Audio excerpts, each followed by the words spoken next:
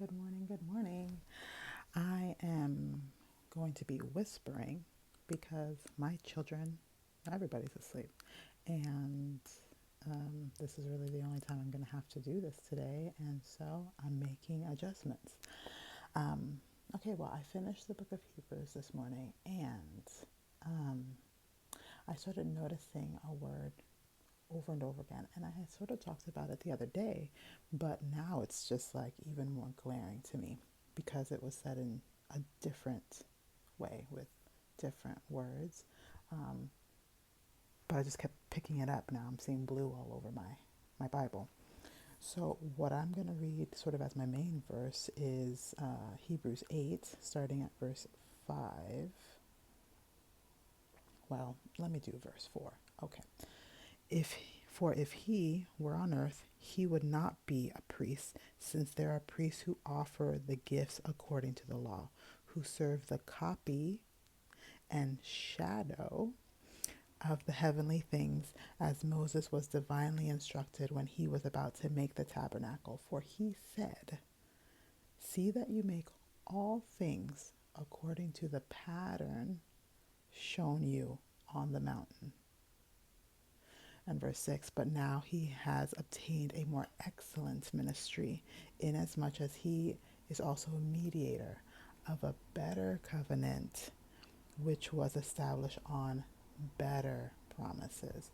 So now, while I could talk about the better covenant, the better promises, the thing that is foundational is how I just keep seeing the word pattern um, and the word order, um, which I think can mean something, obviously means something very similar. We over and over again, um, the first part of Hebrews, I think I read 1 through 6 yesterday. Um, I was seeing, they talk about the order of Melchizedek, the high priest, and so it almost when you see Melchizedek, you see the order of, right? Um, but now when I was reading, finish the rest. There was something about verse 5 that says, "You serve the copy and shadow." That just struck me a little differently because I've been seeing pattern and I've seen, order a little bit. That copy, like I just think obviously of a Xerox copy machine making a copy of a thing. I'm like, man, it just got me thinking, what are we patterning ourselves after? Because if we think that we're out here being super different, super independent, or rebelling against things, surprise, we're not. We're actually likely patterning ourselves for something else. Um, Patterning ourselves maybe after something that is not, um, I don't want to use the word normal or just probably in the majority, right? We might be patterning ourselves after something that is not as popular, not as trending, um, but we're still patterning ourselves after that thing. And so, when I see the word order, I think of a sequence. And yes, it can mean that. And I think that it also means like an outline. When you start to get things in order, you start to actually write an outline, prioritize things, get an idea, a structure, a foundational structure of what you want to make, build, create, whatever. And I think there's an order, obviously, that we see here to Melchizedek. And there's also an order in which the covenant was put into place, the old covenant and the new covenant. And there's also a call for us to pattern ourselves after our high priest, which is Jesus Christ. So I keep reading and I'm like, okay, verse 23. Now I don't know about anybody else, but chapter 9 in Hebrews kind of had me in a chokehold this morning. I was like, man, the author of Hebrews is going in.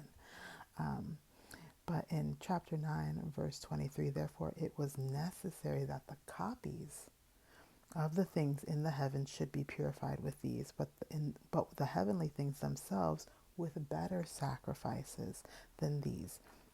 For Christ has not entered the holy places made with hands, which are copies of the true. So over and over again, for me, so much of this was just saying, listen, the old covenant was a placeholder. there were laws, but it was never going to be the fulfillment of the promise. It was holding it was holding a place in there, and it was also enforced by men, which we're all sinners, so that ain't gonna work. Christ was always the promise. This was always the plan. Um, so anyway, I don't want to get too deep in that because that's a whole separate thing. Um, but I just see time and time again, verse 10, and let us consider one another in order so to pattern ourselves so that we can have foundational structure, so we can do these things to stir up love and good works. Now, I think that's so good. There was going to be something dramatic there, but there really wasn't. I think that's so good. There was one place that I wrote a note, and now I don't see the note because I wrote it in the dark with a flashlight. Oh, verse 14 in chapter 9. See, it was in chapter 9. Verse 14, how much more shall the blood of Christ, through who the eternal Spirit offered himself without spot to God, cleanse your conscience from dead works to serve a living God. And for this reason, he is the mediator of the new covenant by means of death for the redemption of the transgressions under the first covenant, that those who are called may receive the promise of eternal inheritance. And it goes on, but the part that I loved, that I noted, I underlined it, and I do it too much with all my noting, but dead works versus, because if there's dead works, then that means there's living works, because it says to serve the living God. But to me, I'm thinking, well, not but, and thinking if there are dead works, then there have to be living works, or works that give life. And so, again, when we look at a pattern, maybe look at the pattern, are we in a pattern of dead works? Or perhaps, could our works, I'm making waffles, it might be burning. Could we be participating and patterning ourselves after dead works? And perhaps the Lord is calling us to a different type of works that brings life and that serve a living God. I think that really the challenge is today is to look at our habits. If you start at a micro level, it's going to be habits. If you want to do big picture, if your brain can scope out that, then perhaps do that. And maybe you do both. Maybe you do a big picture overview, like what direction am I going at? Am I following someone else's pattern, someone else's order?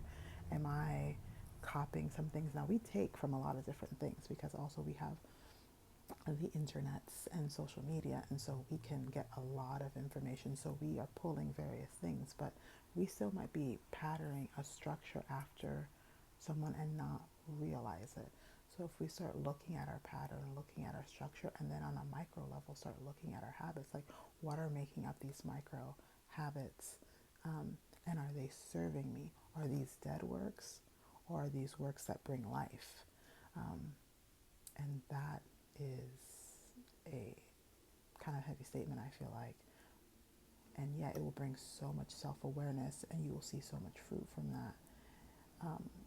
If we all, I would see so much fruit from that too. If we all start looking at our patterns, looking at what maybe we're copying, looking at what we're reflecting, because we're also mirrors. So what are we reflecting?